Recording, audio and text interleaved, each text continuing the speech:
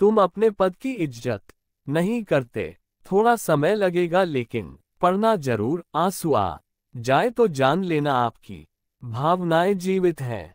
बात बहुत पुरानी है, 8-10 साल पहले की। मैं अपने एक मित्र का पासपोर्ट बनवाने के लिए दिल्ली के पासपोर्ट ऑफिस गया था। उन दिनों इंटरनेट पर फॉर्म भरने की सुविधा नहीं थी। पासपोर्ट दफ्तर में दलालों का बोलबाला था और खुलेआम दलाल पैसे लेकर पासपोर्ट के फॉर्म बेचने से लेकर उसे भरवाने, जमा करवाने और पासपोर्ट बनवाने का काम करते थे। मेरे मित्र को किसी कारण से पासपोर्ट की जल्दी थी, लेकिन दलालों के दलदल में फंसना नहीं चाहते थे। हम पासपोर्ट दफ्तर पहुंच गए। लाइन में लगकर हमने पासपोर्ट का तत्काल फॉर्म भी ले लिया, पूरा फॉर्म भर लिया। इस चक्कर में कई घंटे निकल चुके थे और अब हमें किसी तरह पासपोर्ट की फीस जमा करानी थी। हम लाइन में खड़े हुए, लेकिन जैसे ही हमारा नंबर आया बाबू ने खिड़की बंद कर दी और कहा कि समय खत्म हो चुका है, आप कल आइएगा। मैंने उससे मिन्नतें की, उससे कहा कि आज पूरा दिन हमने खर्च किया है और बस अब केवल फीस जमा कराने की बात रह गई है, कृपया फीस ले लीजिए। बाबू बिगड़ गया, कहने लगा आपने पूरा दिन खर्च कर दिया तो उसके लिए वो जिम्मेदार है क्या? अरे सरकार ज्यादा लोगों को बहाल करे, मैं तो सुबह से अपना काम ही कर रहा हूँ। मैंने बहुत अनुरोध किया पर वो नहीं माना। उसने कहा कि बस 2 बजे तक का समय होता है। 2 बज गए, अब कुछ नहीं हो सकता। मैं समझ रहा था कि सुबह से दलालों का काम वो कर रहा था, लेकिन जैसे ही बिना दलाल वाला काम आया, उसने बहाने शुरू कर दिए हैं। पर हम भी अड़े हुए थे कि बिना अपने पद का इस्तेमाल किए और बिना ऊपर से पैसे खिलाए इस काम को अंजाम देना है। मैं ये भी समझ गया था कि अब कल अगर आए तो कल का भी पूरा दिन निकल ही जाएगा, क्योंकि दलाल हर खिड़की को घेर कर खड़े रहते हैं और आम आदमी वहां तक पहुंचने में बिलबिला उठता है। खैर, मेरा मित्र बहुत मायूस हुआ और उसने कहा कि चलो अब कल आएंगे। मैंने उसे रोका, कहा कि रुको, एक और कोशिश करता हूँ।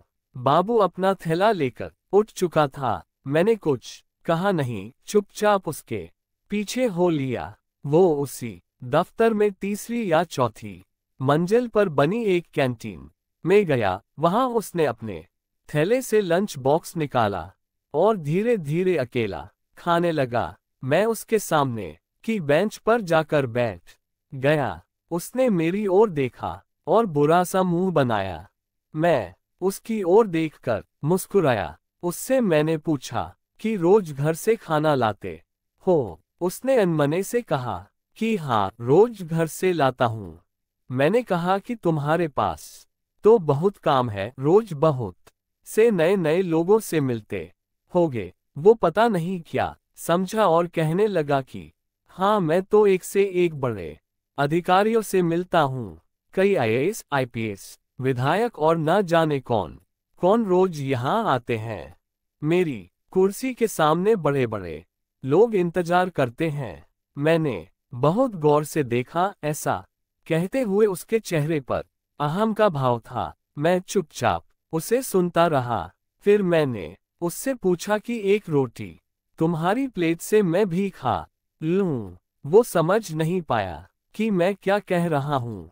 उसने बस हाँ में सिर हिला दिया। मैंने एक रोटी उसकी प्लेट से उठा ली और सब्जी के साथ खाने लगा। वो चुपचाप मुझे देखता रहा। मैंने उसके खाने की तारीफ की और कहा कि तुम्हारी पत्नी बहुत ही स्वादिष्ट खाना पकाती है। वो चुप रहा। मैंने फिर उसे कुरेदा, तुम बहुत महत्वपूर्ण सीट पर बैठे हो, बड़े बड़े लोग तुम्हारे पास आते हैं, तो क्या तुम अपनी कुर्सी की इज्जत करते हो? अब वो चौंका। उसने मेरी ओर देखकर पूछा कि इज्जत मतलब? मैंने कहा कि तुम बहुत भाग्यशाली हो, तुम्हें इतनी महत्वपूर्ण जिम्मेदारी मिली है। तुम न जाने कितने बड़े बड़े अफसरों से डील करते हो, लेकिन तुम अपने पद की इज्जत नहीं करते। उसने मुझसे पूछा कि ऐसा कैसे?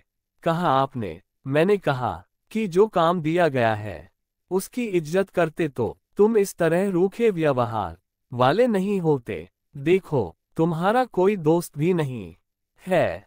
तुम दफ्तर की कैंटीन में अकेले खाना खाते हो, अपनी कुर्सी पर भी मायूस होकर बैठे रहते हो। लोगों का होता हुआ काम पूरा करने की जगह अटकाने की कोशिश करते हो। मान लो कोई एकदम 2 बजे ही तुम्हारे काउंटर पर पहुंचा तो तुमने इस बात का लिहाज तक नहीं किया कि वो सुबह से लाइन में खड़ा रहा होगा और तुमने फटाक से खिड़की बंद कर दी। जब मैंने तुमसे अनुरोध किया तो तुमने कहा कि सरकार से कहो कि ज्यादा लोगों को बहाल करे। मान लो मैं सरकार से कहकर और लोग बहाल करा लूं तो तुम्हारी अहमियत घट नहीं जाएगी। हो सकता है तुमसे ये काम ही ले लिया जाए।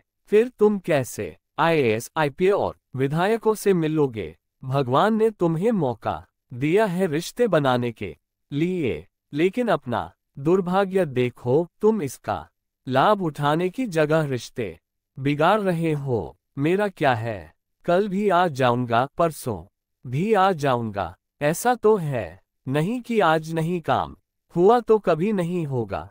तुम नहीं करोगे, कोई और बाबू कल करेगा। पर तुम्हारे पास तो मौका था किसी को अपना आसानमंद बनाने का, तुम उससे चूक गए। वो खाना छोड़कर मेरी बातें सुनने लगा था।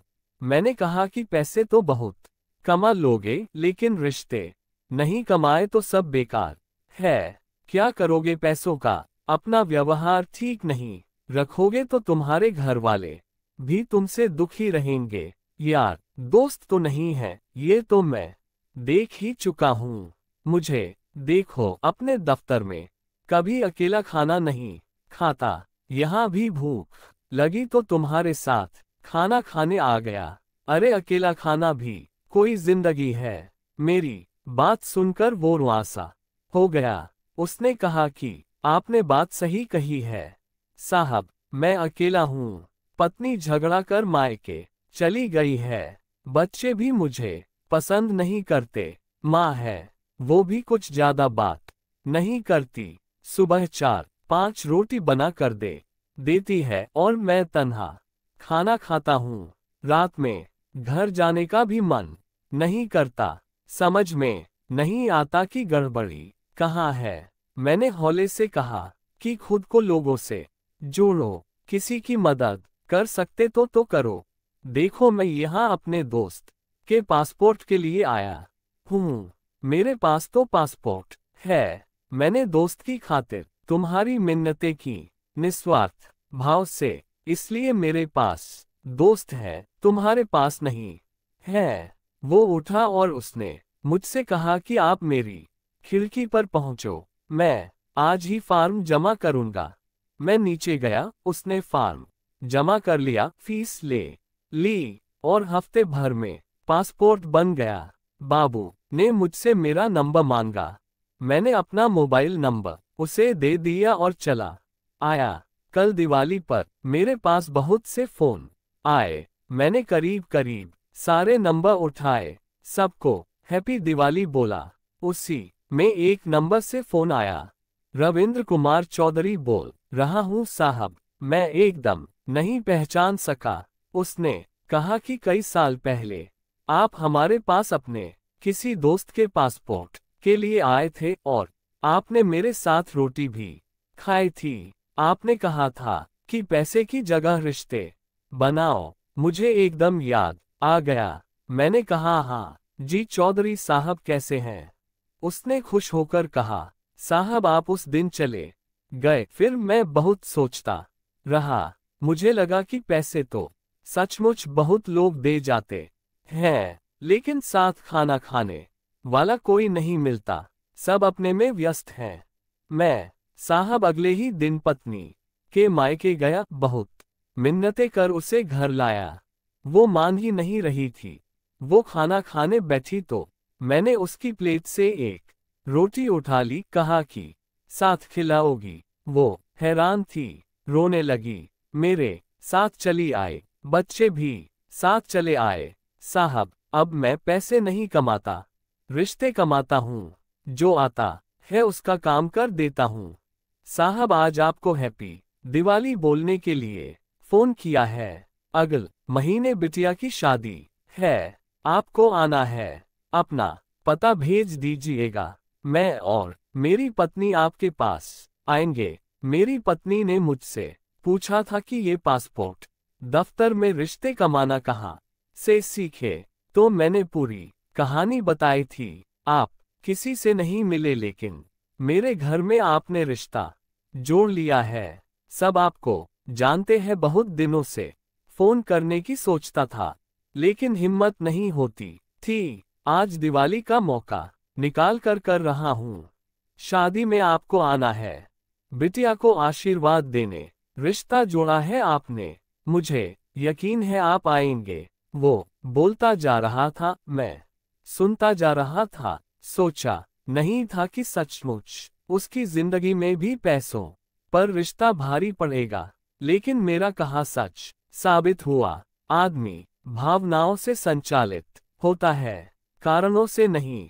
कारण से तो मशीनें चला करती है। पसंद आए तो अपने अजीज दोस्तों को जरूर भेजें। इंसानियत की भावना को आगे बढ़ाएं। पैसा इंसान के लिए बनाया गया है, इंसान पैसे के लिए नहीं बनाया गया है। आपका आभारी मित्र।